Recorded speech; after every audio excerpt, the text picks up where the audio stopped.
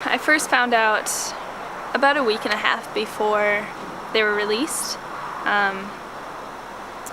Just saying for my family to travel to Oman, so we went, and I was definitely excited at that point, but I think as a way to protect ourselves, like the whole time we had to kind of doubt everything we heard, because there were so many times we were told, this is it, we're almost there, it's almost the end, and it never was. So I went to Oman. We were there for about a week and a half until we got the actual news that they really were being released. And it was amazing. Like, hearing it, I still, even then, thought I have to wait to get fully excited until the plane is in the air, because you never know what can happen. But once they got to the airport, Shane and Josh were able to call us. So it was the first time I heard Shane's voice, other than, on TV when they went to court. In 2 years, that was the first time I heard him talk to me, and I almost didn't even know what to say, other than, I love you, I can't wait to see you. And we both just kind of kept laughing and crying, and then I told him to get on the plane and come. And waiting at the airport, we went outside as soon as they landed, so we saw the plane pulling up, and it's hard to even put words to it, to be honest. Knowing it was over. At that moment it was over, and I knew Shane was on the plane, and all of us were just so excited and overjoyed, and we were jumping and crying and smiling, and then watching Shane and Josh run down was probably one of the most amazing feelings I've ever had. Even now I get emotional thinking about it, because it had been such a long time coming. And we had gone through much, and they have gone through so much. And I really, the whole time, kind of questioned.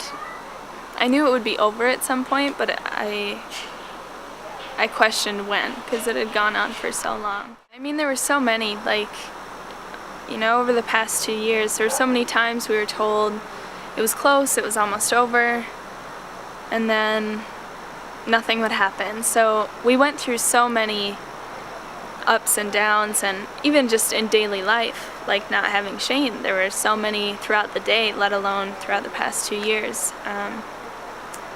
But I had so many mixed feelings when they were sentenced. Part of me was, of course, really nervous, thinking, what if they actually do this? What if they're actually there for 8 years? And another part of me thought it was a chance for them to appeal and for maybe some sort of movement.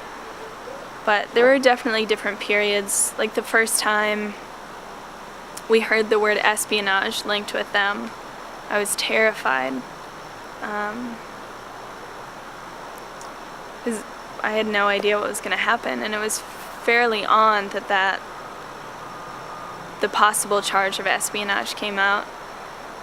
And as it went on, we all kind of realized how political it was, so I knew it was a matter of time, but